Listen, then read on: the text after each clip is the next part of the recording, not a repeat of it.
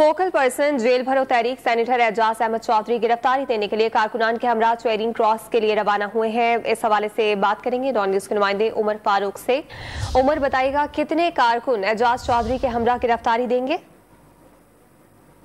जी, PTI रहनुमा senator Ejaz Chaudhary जो कि फोकल पर्सन भी हैं इस जेल भरो तहरीक के, वो इस वक्त पहुंच चुके हैं चेरिंग क्रॉस पर, माल रोड पे। ये वो मुकाम है जहां पर आज पीटीआई के 200 कारकुनान और 5 रहनुमाओं ने गिरफ्तारी देनी है। एजाज चौधरी के साथ साथ दीगर कारकुनान भी वहां मौजूद हैं जो पीटीआई ने आज कॉल दे रखी है।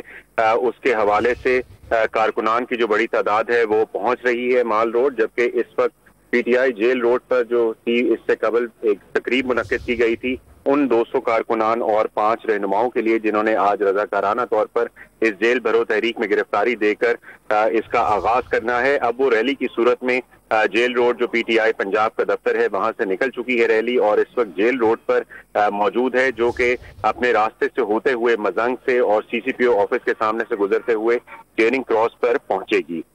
इनमें इस रैली को जो है वो लीड 5 रहनुमा कर रहे हैं जिन्होंने रजाकाराना तौर पर गिरफ्तारी देनी है, जिसमें उमर सरफराज सीमा, सेनेटर वलीद इकबाल, मोहम्मद बदनी, फवाद रसूल भुल्लर और डॉक्टर मुराद राज जो हैं वो शामिल हैं। जबकि जिन पीटीआई कारकुनान ने और रहनुमाओं ने गिरफ्तारी देनी है उनकी मखसूस शनाख्त के लिए भी इंतजाम कर रखा है पीटीआई ने। जो 5 रहनुमा हैं वो पाकिस्तान का झंडा हाथ में थामे हुए हैं, जबकि जो 200 कारकुनान हैं उनके लिए मखसूस बैजेस बनाए गए हैं जो उनकी कमीज पर जो है वो आवेजा किए गए हैं। जी, उमर फारूक हमें बता रहे हैं इस सिलसिले में मजीद तैयारियों का सिलसिला तो जारी है और अब से कुछ देर पहले रहनुमाओं की क़यादत में ये रैली निकली है।